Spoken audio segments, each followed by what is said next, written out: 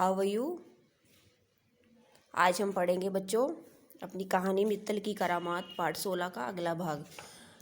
हमने क्या पढ़ा था कि दिवाली की चहल पहल चल रही थी, खूब रौनक थी, मंदिर में आरतियाँ हो रही थी और मित्तल के पापा जो थे ऑटो वाले की प्रतीक्षा कर रही थी।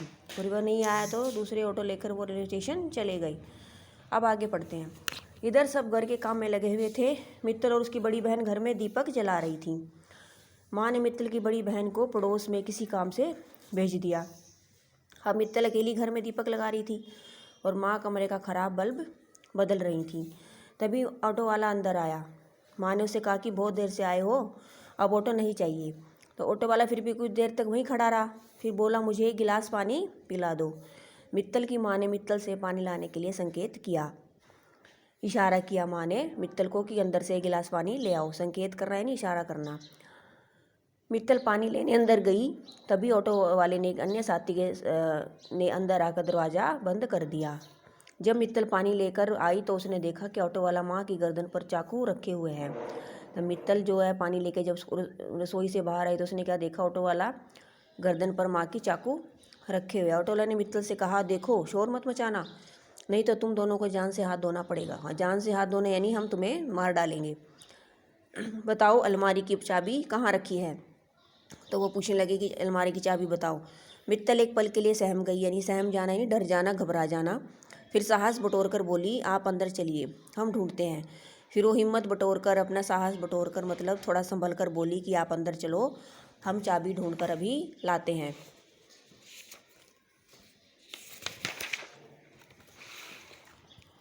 मित्तल और उसकी माँ ऑटो वाले और उसके साथी को अंदर ले गई। दोनों अलमारी की चाबी ढूंढने का बहाना करने लगी। वो इस तरह करने लगी कि हम चाबी ढूंढ रही हैं। मित्तल रत्ती भर भी नहीं घबराई, रत्ती भर नहीं मतलब थोड़ा सा भी नहीं घबराई मित्तल। वह बोली, अरे हाँ, कल पापा सामान लाए थे तो चाबी पापा ने ही रखी थी, क्या मैं पापा से फ़ोन करके पूछ लूँ। तो मित्तल ने उन दोनों लुटेरे से बोला कि मैं क्या पापा को फ़ोन कर लूँ, उनको ही पता है चाबी कहाँ रखी है। खबरदार, अगर ज़्यादा होशियारी की तो अच्छा नहीं होगा। तो वो जो दोनों चोर थे वो क्या बोले, होशियारी मत करो तो अच्छा नहीं होगा, केवल चाबी के बारे में ही पूछना। एक ऑटो वाले ने मित्तल को धमकाते हुए बोला। मित्तल चुपचाप पापा को फ़ोन करने लगी। घबराते हुए मित्तल ने पापा को फ़ोन करा। पहले तो मित्तल चाबी पूछने का बहाना करती रही अपने पापा से कि पापा चाबी कहाँ रखी है। फिर अचानक ज़ोर ज़ोर से बोलने लगी, पापा आप जल्दी घर आ जाइए, पापा जल्दी घर आ जाइए। मित्तल की इस हरकत से दोनों ऑटो वाले जो थे घबरा गए और आपस में लड़ने लग गए। उधर मित्तल ने भागकर अपनी माँ और अपने आप को रसोई घर में बंद कर लिया। इतने में दोनों लड़ रहे थे, इतने मित्तल की माँ और मित्तल ने क्या करा, अपने आप को रसोई में बंद कर लिया। सबसे पहले मित्तल ने अलमारी की चाबी छिपा दी। तब तक मंदिर की आरती भी पूरी हो चुकी थी। मित्तल रसोई घर की खिड़की से ज़ोर ज़ोर से चिल्लाने लगी, बचाओ बचाओ। शोर सुनकर लोग इकट्ठे हो गए। अब ऑटो वाले बुरी तरह घबरा गए। वे रसोई घर का दरवाज़ा तोड़ने लगे। कुछ देर में दरवाज़ा भी टूट गया रसोई का। रसोई के अंदर कौन छिपा हुआ था, मित्तल की माँ और मित्तल। ऑटो वालों ने मित्तल की माँ को बुरी तरह से घायल कर दिया। इतने में बाहर से दरवाज़ा खटखटाने की आवाज़ें आने लगी। मित्तल दरवाज़ा खोलने के लिए बेचैन थी। मित्तल को ऐसा लग रहा था कि मैं दरवाज़ा खोल दूं, लेकिन वो असहाय थी, वो खोल नहीं पा रही थी क्योंकि वो अंदर बंद थी।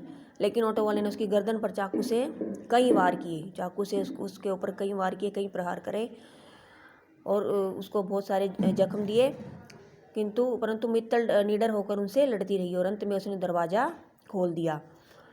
तब तक मित्तल के पापा पुलिस को लेकर आ गए। दोनों ऑटो वाले पकड़े गए। सब मित्तल को तुरंत अस्पताल में ले गए। उसकी गर्दन पर 351 टाँके आए। बच्चों देखो कितने ज़्यादा टाँके आए, कितना ज़्यादा चोटिल हो गई थी वो।